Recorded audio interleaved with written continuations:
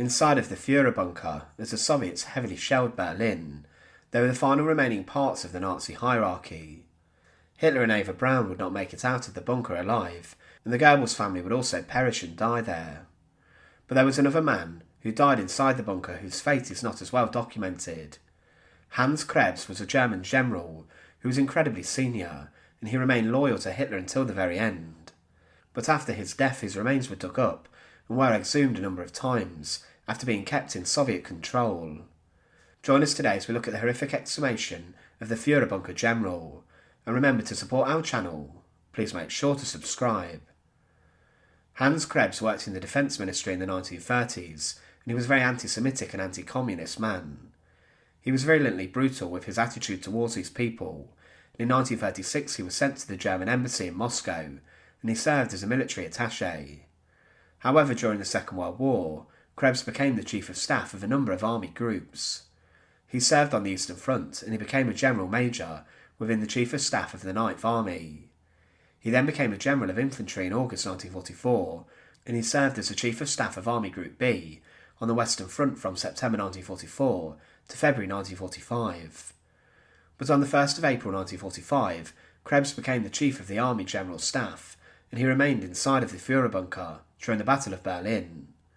He was inside the bunker with Hitler during the final moments of the war in Europe. On the 28th of April 1945, he made a final telephone call from the Fuhrerbunker. He spoke with Field Marshal Wilhelm Keitel in Fuhrerbunker, which had been set up as the new Supreme Command headquarters. He told Keitel that the war was lost if help didn't get there within 2 days. Keitel then tried to put pressure on other German generals to try and help in Berlin, and Hitler had ordered the 12th and 9th Army to unite to help relieve Berlin of the Soviets, who were battering the city. However, Hans Krebs inside the bunker still had a very senior position inside of the army. On the 28th of April 1945, it was discovered that Heinrich Himmler was trying to negotiate a surrender with the Allies. Because of this, Krebs was part of a military tribunal set up to court-martial Himmler's liaison officer for the bunker, Hermann Fegelein. Fegelein was actually Eva Braun's brother-in-law, and Krebs was in charge of the proceedings, along with SS General Wilhelm Mohnke. They ordered Fegelein to be found, and he was then sentenced to death and was found incredibly drunk. But he was then shot dead outside the bunker's walls. But on the 29th of April, Hans Krebs was one of the witnesses that signed the last will and testament of Adolf Hitler. He was one of those that signed the document, which was dictated to Traudl Junge, Hitler's personal secretary. That evening, Krebs asked Alfred Jodl for information. He said, "Request immediate report. Firstly, of the whereabouts of Vensk spearheads, as in the 12th Army. Secondly, of time intended to attack. Thirdly, of location of the 9th Army.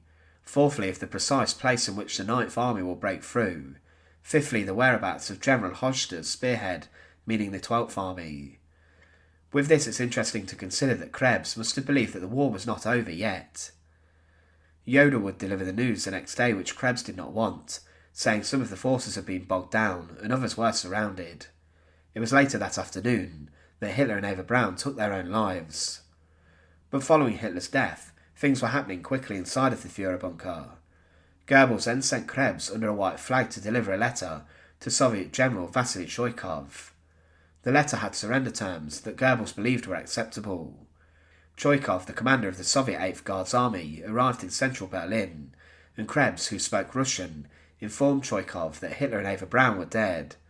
Choykov did not know about the bunker complex under the Reich Chancellery, and that Hitler was married, but he did not accept the surrender terms, and he wasn't ready to negotiate with Krebs. The Soviets were only willing to accept the unconditional surrender of the Nazis, and Krebs was told not to agree to this, so the meeting ended with no resolution. The fighting continued in Berlin, and Goebbels then decided to take his own life inside the Fuhrerbunker. Following Goebbels' death, Krebs then began to consider his own mortality. It was General Helmut Weidling, the commander of the Berlin defence area, who had the authority to surrender the city. Krebs had no such power to do this, and Choykov was under the impression that Krebs was the one who could do this. However, Weidling would tell Choykov about Krebs looking as if he was about to die by his own hand. As the Soviets advanced towards the Reich Chancellery, Krebs was last seen by Traudl Junge and others who attempted a breakout to try and escape. Young has said she approached Krebs to say goodbye, and that he smoothed out his uniform before he said goodbye one last time. Krebs would not attempt to break out, and along with General Wilhelm Bergdorf and an SS Obersturmbannführer, they remained inside the bunker. In the early hours of the 2nd of May, Krebs and Bergdorf both died by gunshot to the head. Their bodies were later found and retrieved when the Soviets stumbled across the bunker and entered the complex. But this was not the end of Krebs's remains. They were not charred or burned unlike Magda and Joseph Goebbels's. Krebs's body, along with the Goebbels family and the remains of Hitler's dog, were buried, it's believed, in Buch in a secret location. But then his remains were exhumed. In the summer of 1945, months after his body had been buried, Schmerz officials and officers were ordered to disinter Krebs along with the Goebbels family and Hitler's remains. Krebs was dug up and his body was moved to Rafnau, 55 miles from Berlin. On the 13th of January 1946, they were dug up yet again, as he was moved by a Schmerz committee led by Lieutenant General Selenium.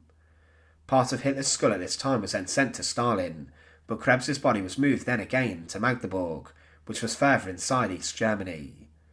In the yard of number 36 West End Street, which was the base of a local Schmerz unit, examinations of Krebs's remains took place.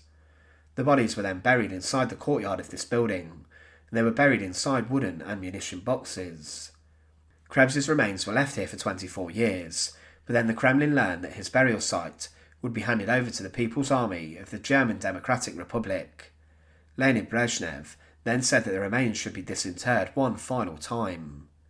Krebs's wooden box containing his body was dug up for one last time on the 4th of April 1970, and 3 Schmerz agents found his body.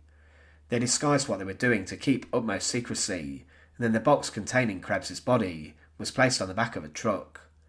The truck was disguised further, and it was then driven to Schönbeck. Whilst here, General Krebs's remains were cremated, and the ashes were then thrown in a sack and were then dumped in the Eila River. The remains of General Hans Krebs were dug up a number of times and were cremated 25 years after he had died.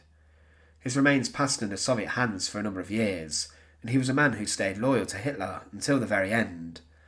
He decided that life without Hitler was not worth living, and he was a man who could possibly have faced the Nuremberg trials if he had lived.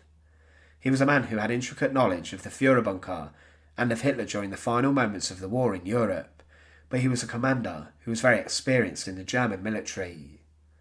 Thanks for watching. To support our channel, please make sure to subscribe, and once again, thank you so much for watching.